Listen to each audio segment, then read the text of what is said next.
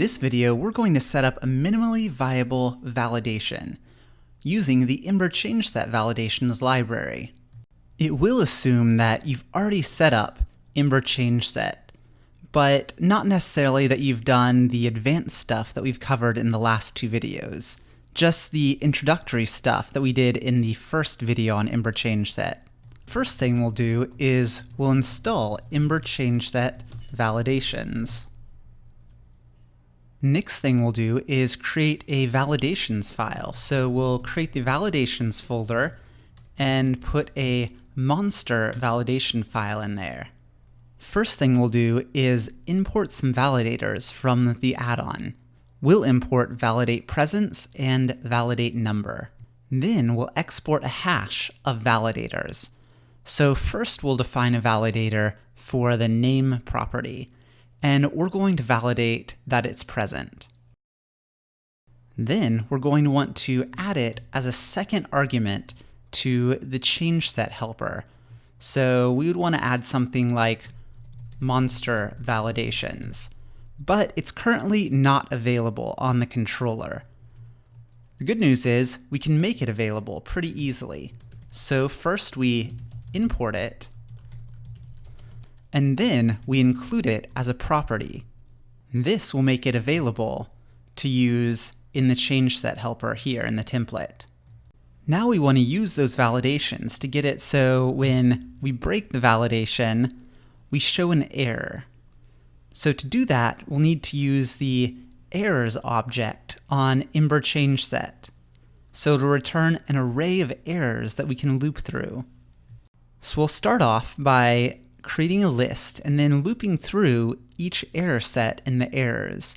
I use the term error set because each one of these can actually hold multiple validation errors for the same key. With that in mind, we'll actually loop through the validation of each error set and use each of those errors as the list item. Then, when we go and remove the name, we'll see this error popping up on the bottom. So that's awesome. We've got one of our properties, the name, validating. Now it's time to add more validations. Let's go ahead and validate for the level. And we're going to add multiple validations, so we'll create an array of validators. So first we'll validate presence, like we did before, and it'll be a little bit redundant, but we're just doing it so we can show an array of validators. And then we're going to validate number, and we're going to validate that it is greater than or equal to 1 and less than or equal to 99. So they can be level 1 through 99.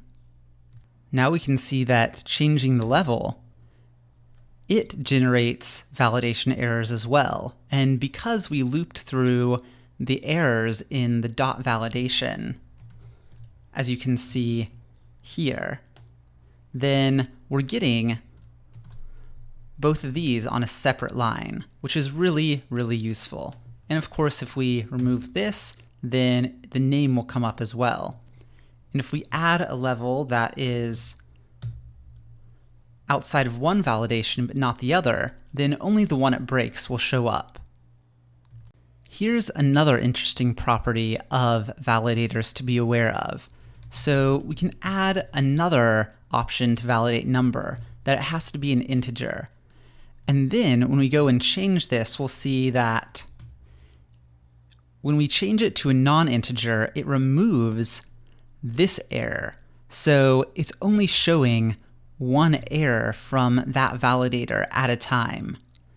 But what we can do if we want both of those to show up at the same time is just use another copy of validate number, this one with the integer true. And then we'll see that it'll show both errors at the same time.